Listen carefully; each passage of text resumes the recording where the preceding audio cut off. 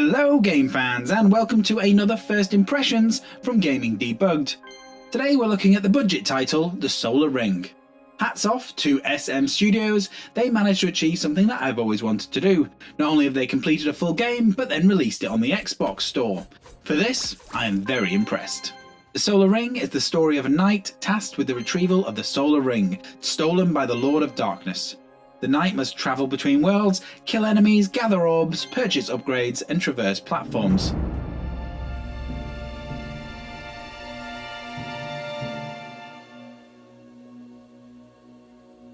The game?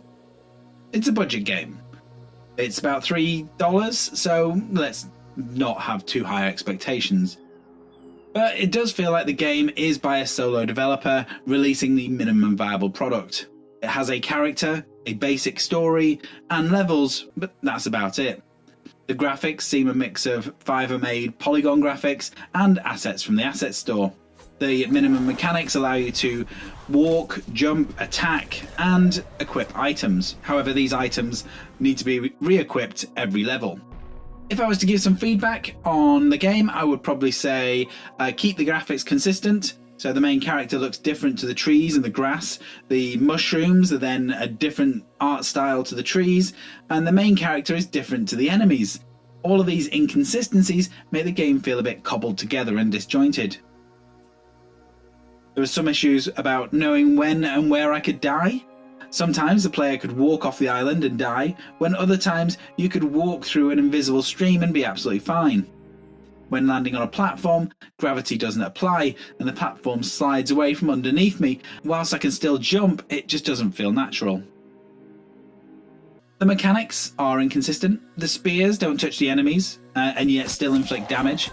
The lightning magic that rains down particle effects, it seems very overpowered for a level 2 magic item. Jumping should use the A button, but instead players need to press in the right stick to jump, which feels a little bit odd and an odd choice. And it just feels like everything's thrown together. The story is paper thin to fit the demo, and there's no explanation why a brave knight must collect light balls and upgrade their weapons through a multi-click UI system that has really no explanation.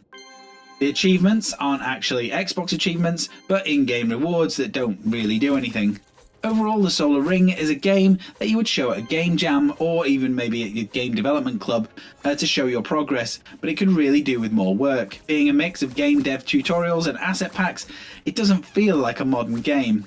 It needs another few years of development, bringing in all the different styling, animating the characters, improving the crafting, and justifying why the different mechanics exist. Well done to SM Studio for releasing a game. 99% don't get that far.